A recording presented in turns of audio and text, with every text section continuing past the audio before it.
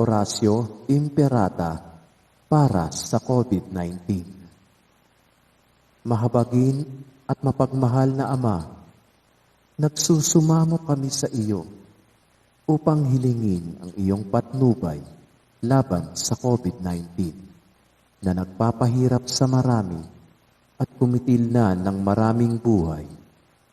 Tunghayan mo kami ng may pagmamahal at ipag-adya kami ng iyong mapaghilom na kamay mula sa takot sa karamdaman at kamatayan. Itaguyod mo kami sa pag-asa at patatagin sa pananampalataya. Gabayan mo ang mga dalubhasang naatasan na tumuklas ng mga lunas at paraan upang ihinto ang paglaganap nito. Nagpapasalamat kami sa mga bakunang naisulong sa patnubay ng iyong mga kamay.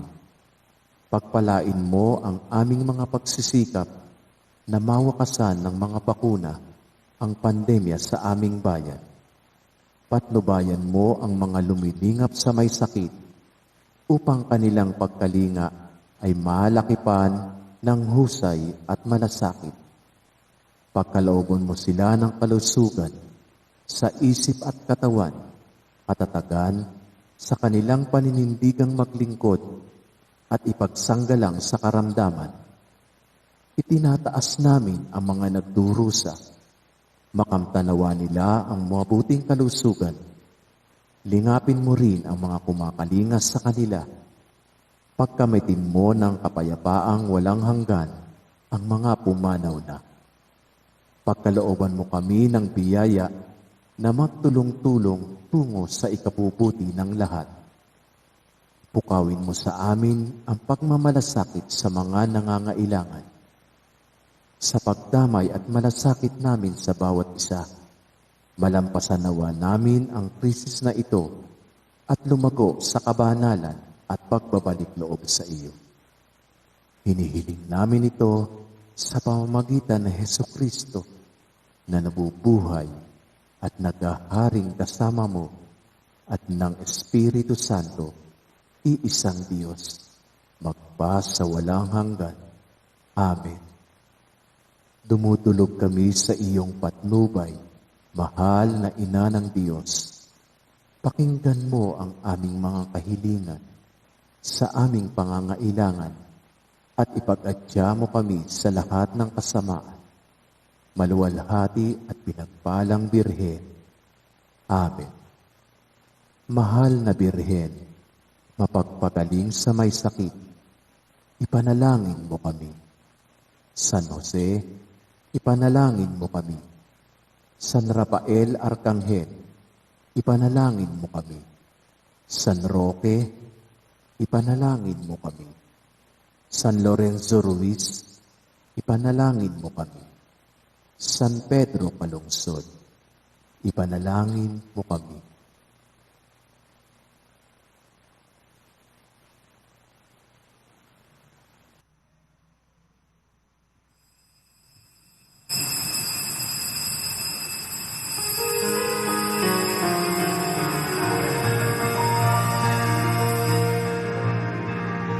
Purihin ang Panginoon, umawit ng kagalakan,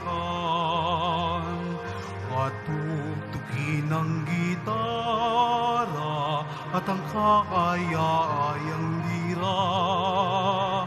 Ipa ninyo ang trumpeta sa ating pagkabagabag. Sa Diyos tayo'y tumawag.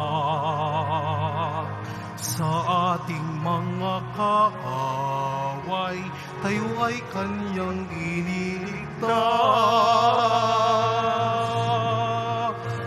Purihin ang Panginoon, umawit ng kagalakan,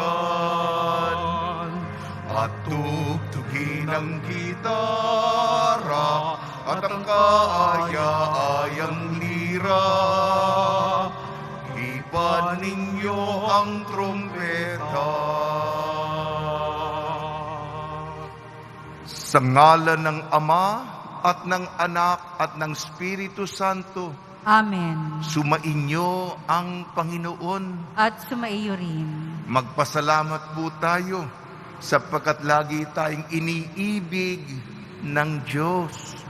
Ang kanyang atensyon, ang kanyang damdamin, ang kanyang pagka-Diyos ay pagmamahal para sa atin. Kailangan natin lang bigyan ng apresiasyon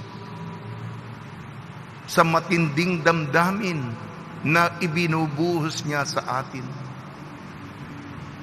Mga kapatid, tinipon tayo bilang kaanib ng angka ng Diyos, kaya dumulog tayo sa mawaing Panginoong nagpapatawad ng lubos. Sinugong tagapagpagaling sa mga nagsisisi, Panginoon, kaawaan mo kami. Panginoon, kaawaan mo kami. Dumating na tagapag-anyaya mga makasalanan ay magsisi, Kristo, kaawaan mo kami. Kristo, kaawaan mo kami. Nakaluklok ka sa kanan ng Diyos Ama para ipamagitan kami. Panginoon, kaawaan mo kami. Panginoon, kaawaan mo kami. Kaawaan tayo ng makapangyarihang Diyos, patawarin tayo sa ating makasalanan at patnubayan tayo sa buhay na walang hanggan. Amen. Manalangin tayo.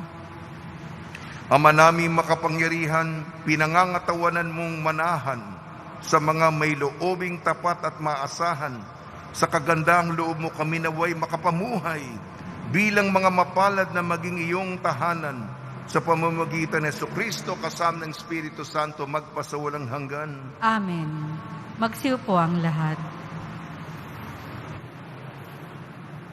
Pagbasa mula sa aklat ng Henesis. Sinipingan ni Adan ang kanyang asawa, at ito'y nagdalang tao. Nang isilang ang kanyang panganay na lalaki, ay sinabi ni Eva, "Nagkaroon ako ng anak na lalaki sa tulong ng Panginoon." Kaya Cain ang ipinangalan niya rito. Sinundan si Cain ng isa pang anak na lalaki, at Abel naman ang ipinangalan dito. Naging pastol ito at si Cain naman ay magsasaka. Dumating ang panahon na si Cain ay naghandog sa Panginoon ng ani niya sa bukid. Kinuha naman ni Abel ang isa sa mga panganay ng kanyang kawan. Pinatay niya ito at inihandog ang pinakamainam na bahagi. Ang Panginoon ay nasiyahan kay Abel at sa kanyang handog. Ngunit hindi kinalugdan si Cain at ang handog nito. Dahil dito, hindi mailarawan ang mukha ni Cain sa tindi ng galit. Kaya sinabi ng Panginoon, "Anong ikagagalit mo, Cain? Bakit ganyan ang mukha mo? Kung mabuti ang ginawa mo, dapat kang magsaya. Kung masama naman, ang kasalanay tulad ng mabangis na hayop na laging nag-aabang upang lupigin ka at pagharian. Kailagang pagtagumpayan mo ito." Isang araw, nilapitan ni Cain ang kanyang kapatid. Wika niya, "Abel, mamasyal tayo." Sumama naman ito. Ngunit pagdating sa kabukiray, pinatay niya ito. Tinanong ng Panginoon si Cain, "Nasaan si Abel?" "Hindi ko alam," tugon niya. "Bakit? Ako ba'y tagapag-alaga ng aking kapatid?" At sinabi ng Panginoon, "Cain, nakakapangilabot ang ginawa mo. Sumisigaw sa akin mula sa lupa ang dugo ng iyong kapatid at humihingi ng paghihiganti. Susumpain ka't palalayasin sa lupaing ito, lupang natigmak sa dugo ng kapatid mo na iyong pinaslang. Bungkalin mo man ang lupang ito upang tamnan, hindi ka mag-aani, wala kang matatahanan at magiging lagalag ka sa daigdig. Napakabigat namang parusa ito, sabi ni Cain sa Panginoon. Ngayong pinalalayas mo ako sa lupaing ito upang malayo sa iyong paningin at maglalagalag sa daigdig. Papatayin ako ng sinumang makakikita sa akin. Hindi, sagot ng Panginoon. Parurusahan ng 7 ibayo ang sinumang papatay kay Cain. At nilagyan niya ng palatandaan si Cain upang maging babala sa sinuman na ito'y di dapat patayin. Muling sinipingan ni Adan ang kanyang asawa, at ito'y nanganak ng isa pang lalaki. Sinabi ng ina, "Binigyan ako ng Diyos ng kapalit ni Abel," at ito'y tinawag niyang Set. Ang salita ng Diyos. Salamat sa Diyos. Sa Diyos tayo ay maghandog, pasalamat na malugod. Sa Diyos tayo ay maghandog, pasalamat na malugod. Ang dakilang Panginoon, ang Diyos na nagsasaysay, ang lahat ay tinawag sa silangan at kanluran. Hindi ako nagagalit dahilan sa inyong handog, ni sa inyong mga hinaing, sa dambanay sinunog. Sa Diyos tayo ay maghandog, pasalamat na malugod. Bakit ninyo inuusal yaong aking mga utos? At bakit ang paksa ninyo ay sa tipan natutungod? Pag kayo ay tinutuwid, agad kayong napopuot, at ni ayaw na tanggapin yaong aking mga utos. Sa Diyos tayo ay maghandog, pasalamat na malugod. Handa ninyong paratangan maging tunay na kapatid, at kay daming kapintasang sa kanila'y nasisilip. Kahit ito ay ginawa, hindi kayo alumana. Kaya naman ang akala, kayo't ako'y magkaisa. Ngunit ngayon, panahon ng kayo'y aking pagwikaan, upang inyong maunawa ang ginawang kamalian. Sa Diyos tayo ay maghandog, pasalamat na malugod. Magsitayo po ang lahat.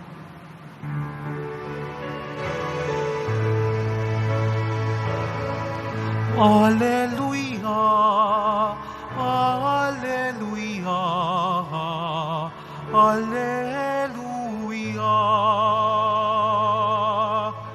Ikaw, O Kristo, ang daan, ang katotohanan at buhay, patungo sa Amang banal. Alleluia, Alleluia, Alleluia. Sumainyo ang Panginoon. At sumaiyo rin. Ang mabuting balita ng Panginoon ayon kay San Marcos. Papuri sa iyo, Panginoon. Noong panong yon, may dumating na mga Pariseo at nakipagtalo kay Jesus. Ibig nilang masilo siya, kaya hiningi nila na magpakita si Jesus ng isang tanda mula sa langit. Nagbuntong hininga ng malalim si Jesus at ang wika, "Bakit naghahanap ng tanda ang lahing ito? Sinasabi ko sa inyo, hindi sila pagpapakita ng anumang tanda. Iniwan niya sila at pagsakay sa bangka ay tumawid sa ibayo." Ang mabuting balita ng Panginoon. Pinupuri ka namin, Panginoong Heso Kristo. Magsiyo po ang lahat. Binabati namin po kayo sa pagpapala, pagbibindisyon, pagbibiyaya, pagkakaloob ng napakaraming grasya ng ating butihing Senyor.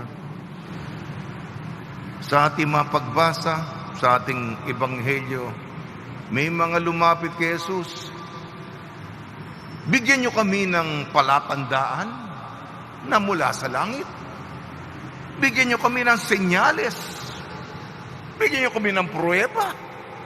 Pakitahan niyo kami ng ebidensya na galing kayo sa taas. Ang reaksyon ni Jesus, nagbuntong hininga.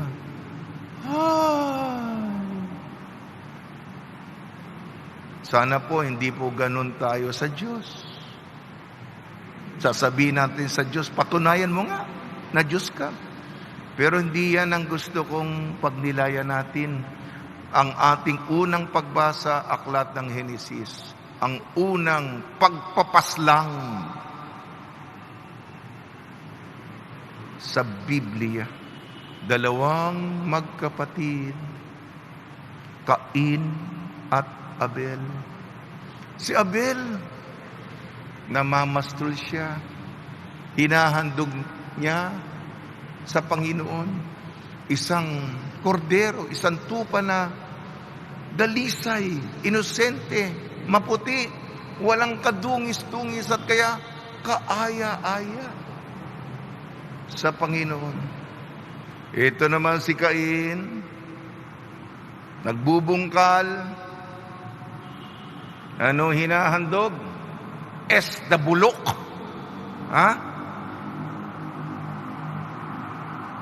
Talagang yung mula sa lupa, yung bunga,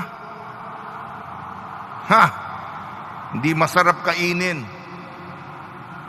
Siyempre, natuwa ang Diyos nun sa magandang handog galing sa puso. Nagdamdam itong Cain na ito. Di ata gusto yung aking handog. Galit, inggit, niyaya niya si Juan. Si Abel, alika pasyal tayo at pinatay niya, pinaslang niya ang kanyang kapatid. Nung hinahanap ng Panginoon, nasaan si Abel? Bakit? Ako ba'y tagapag-alaga ng aking kapatid?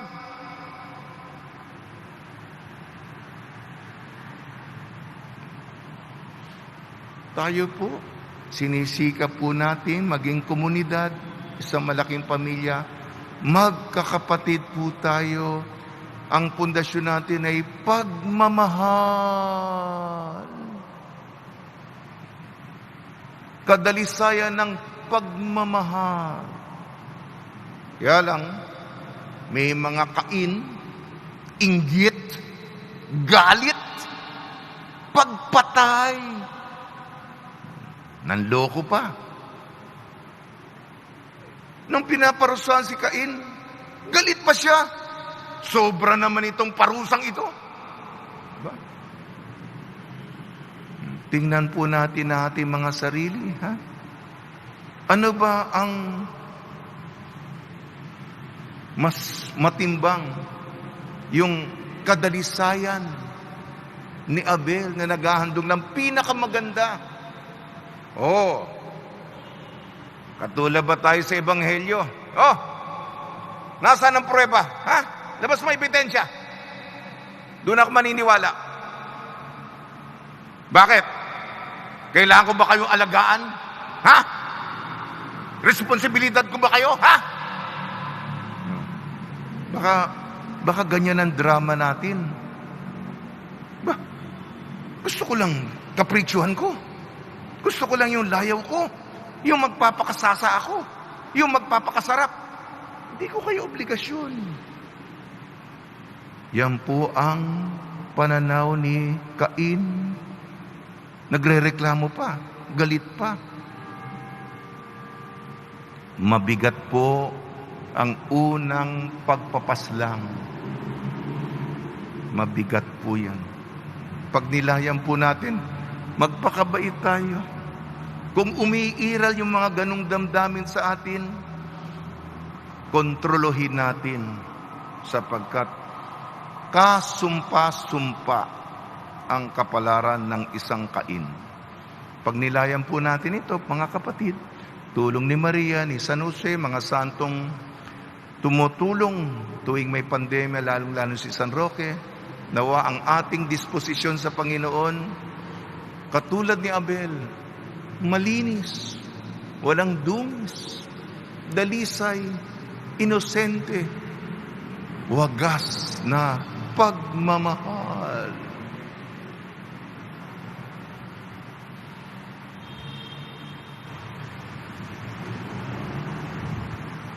Magsitayo po ang lahat. Minamahal kong mga kapatid, bumaling tayo sa Diyos Ama sa panalangin para sa biyaya na makapagbagong buhay at matatag na maniwala sa panawagan ni Kristo sa pagbabalik loob. Ang tugon po natin, Diyos ng kaligtasan, maging bukas nawa kami sa iyo. Diyos ng kaligtasan, maging bukas nawa kami sa iyo. Ang pinuno ng simbahan, naway walang hanggang kapagurang maging tagapaghatid ng mensahe ng Diyos ng pagsisisi. Manalangin tayo. Diyos ng kaligtasan, maging bukas nawa kami sa iyo. Bilang mga makasalanan, naway mas malalim nating maunawaan ang pag-ibig at awa ng Diyos para sa lahat ng nagbabalik loob. Manalangin tayo. Diyos ng kaligtasan, maging bukas nawa kami sa iyo. Tayong lahat naway magkaroon ng malalim at tunay na pananampalataya sa Diyos na hindi naikakahon sa mga panlabas na anyo ng ating pananampalataya. Manalangin tayo. Diyos ng kaligtasan, maging bukas nawa kami sa iyo. Ang mga may sakit naway makaunawa sa walang patid na pag-ibig ng Diyos sa gitna ng kanilang mga dinaranas na pagsubok at paghihirap. Manalangin tayo. Diyos ng kaligtasan, maging bukas nawa kami sa iyo. O Panginoon, gabayan mo ang lahat ng araw ng aming masalimuot na buhay. Bigyan mo kami ng kaligtasan at banal na kapayapaan. Hiniling namin sa pamamagitan ni Kristong aming Panginoon. Amen. Magsiyo po ang lahat.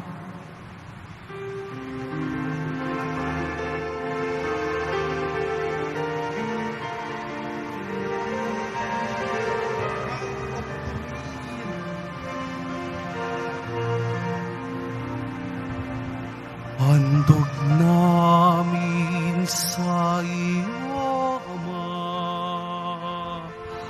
ang tinapay at alak na ito.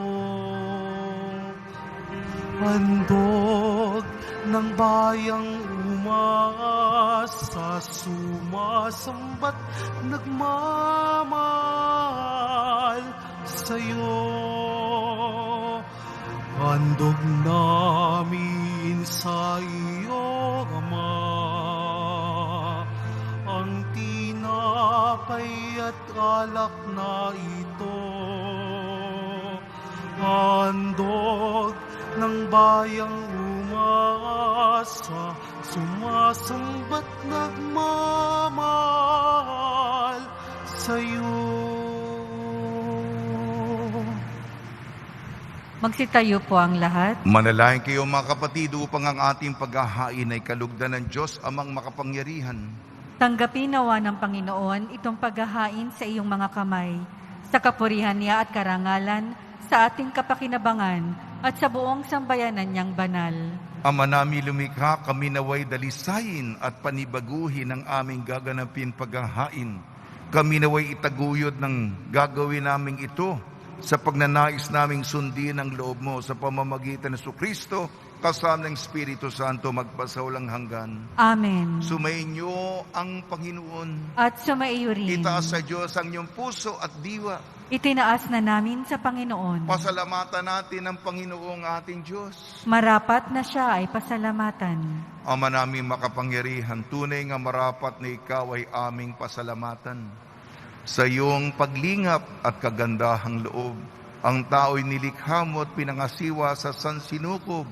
Sa hangad mong siya'y iwastong lubos, siya'y pinagdusa mo sa kanyang pagtalikod. Sa iyong pagiliw, yung ipinahintulot na makabalik siya sa pamamagitan ni Kristo Jesus. Kaya kaysa ng mga anghel na nagsisiawit ng papuri sa iyo nang walang humpay sa kalangitan, kami nagbubunyi sa iyong kadakilaan. Santo, Santo, Santo, Panginoong Diyos ng mga hukbo, Napupuno ang langit at lupa ng kadakilaan mo, o sana sa kaitaasan. Pinagpala ang naparirito sa ngalan ng Panginoon, o sana sa kaitaasan. Magsiluhod po ang lahat. Ama naming banal, ikaw ang bukal ng tanang kabanalan. Kaya sa pamamagitan ng Espiritu, gawin mong banal ang mga kaloob na ito upang para sa amin maging katawan at dugo ng aming Panginoong Hesukristo. Bago niya pinagtiis ang kusang loob na maging handog, hinawakan niya ang tinapay. Pinasalamatan kanya, pinaghati-hati niya yun. Iniabot sa kanyang malagad at sinabi, tanggapin ninyong lahat ito at kanin.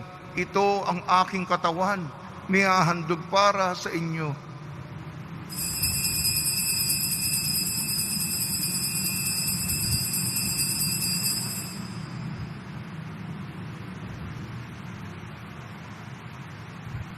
Gayun din naman nung matapos ang hapunan, hinawakan niya ang kalis. Muli kanyang pinasalamatan. Iniabot niyang kalis sa kanyang malagad at sinabi, tanggapin ninyong lahat ito't inumin. Ito ang kalis ng aking dugo, ng bago at walang hanggan tipan. Ng aking dugo ni bubuhos para sa inyo at para sa lahat. Sa kapagpapatawad ng mga kasalanan, gawin ninyo ito sa pag-alala sa akin.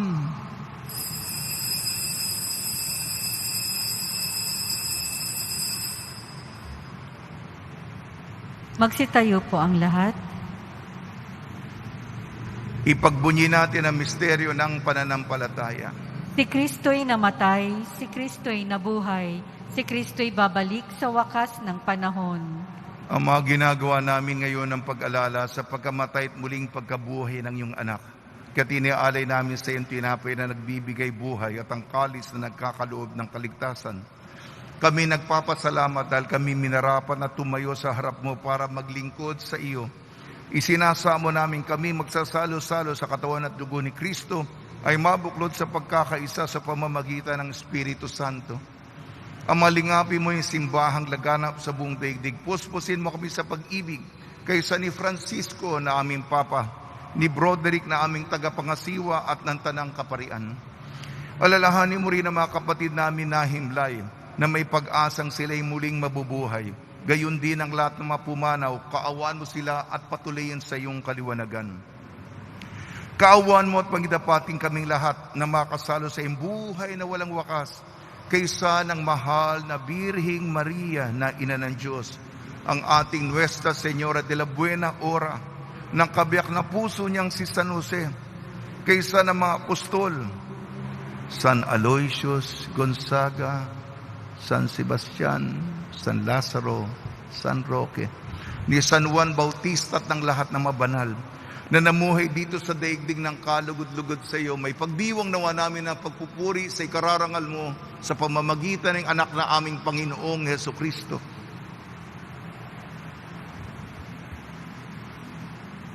Sa pamamagitan ni Kristo, kasama niya at sa Kanya ang lahat ng parangal at papuri ay sa iyo, Diyos amang makapangyarihan, kasama ng Espiritu Santo, magpa sa walang hanggan. Amen.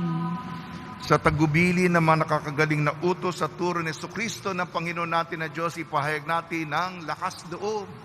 Ama namin, sumasalangit ka, sambahin ang ngalan mo, mapasa amin ang kaharian mo, sundin ang loob mo dito sa lupa para ng sa langit. Bigyan mo po kami ngayon ng aming kakanin sa araw-araw, at patawarin mo kami sa aming mga sala, para ng pagpapatawad namin sa nagkakasala sa amin.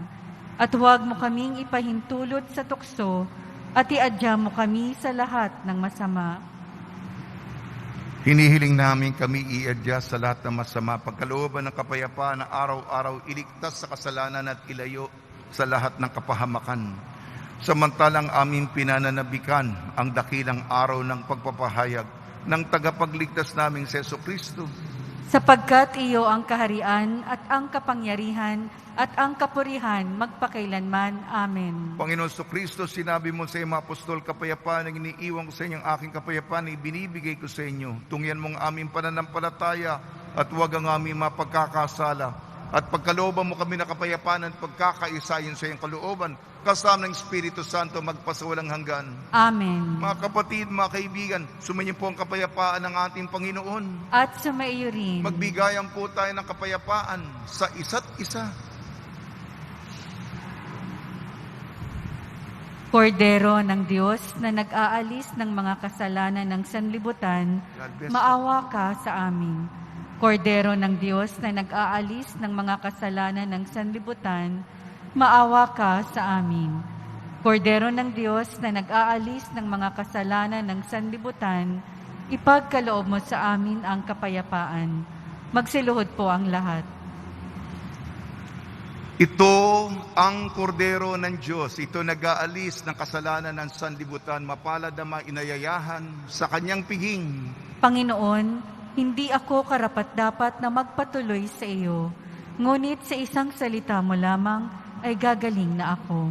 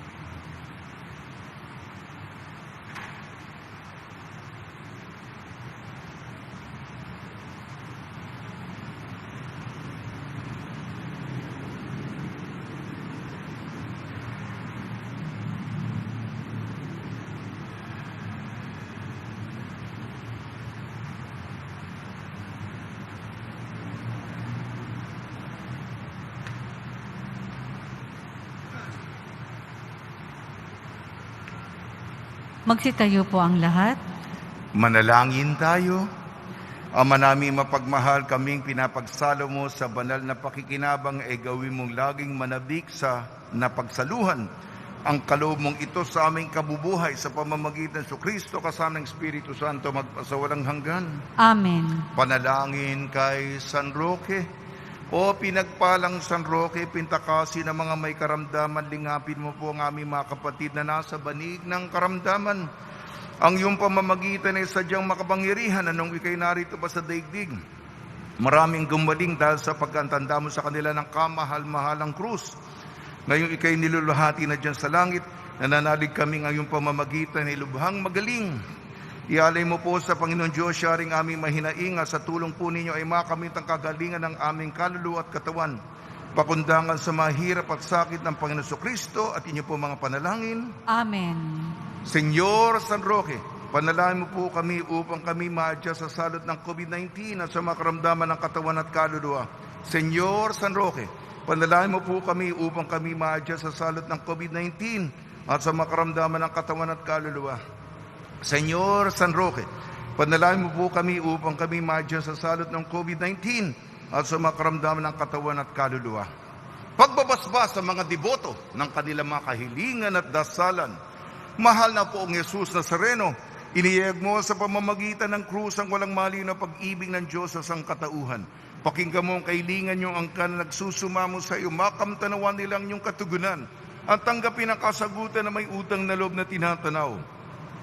Basbasan din po niya mga daladala nilang mga imahin at dasalan. Sa pamamagitan ng bendisyon nito, naway maalala nila mga pangako nila sa binyag, na ikaw ng iibigin at pagiling ko ng bilang Panginoon, magpasawalang hanggan. Amen. Pang-araw-araw na ulat. Kagabi po, araw ng mga puso, kasama po natin ang mga kabataan at ang ating disaster ministry. Nagbigay po tayo ng mga ayuda naggaling sa inyo, sa mga nandyan, sa mga tabi-tabi, sa mga kanto, sa mga kalye, na walang pagkain at walang pag-ibig. Nagbigay po tayo, nag-ikot po tayo, para naman madama nila ang pagmamahal na galing sa inyo. Salamat. Patuloy po tayo magdasal, sapagkat ang variant naggaling pa sa United Kingdom na mas mapanganib, wag na pong kumalat at lumaganap. Salamat sa inyong cash contributions kahapon. 100 pakete spaghetti, garlic bread, 2 kahon tinapay, 4 na kahon noodles, 4 na kahon mineral water, 4 na litro coconut oil, 100 piraso face shield, 2 kahon ng face mask, 10 sako ng bigas, 50 kilos, 2 sako ng bigas, 25 kilos, 5 kahon ng noodles cup, 10 galon ng alkohol, 1 kahon ng ginagamit ng mga kasuotan, 1 kahon ng Lucky Me chicken, 1 kahon ng Lucky Me beef, 1 sako ng bigas, 25 kilos, 5 pakete hostya. Salamat sa inyong kabutihang loob. Sumainyo ang Panginoon. At sumaiyo rin. At pagpalain kayo ng makapangyarihan Diyos, Ama, Anak at Espiritu Santo. Amen. Taglayin po ninyo sa inyong pag-alis ang kapayapaan ni Jesu Kristo. Salamat sa Diyos.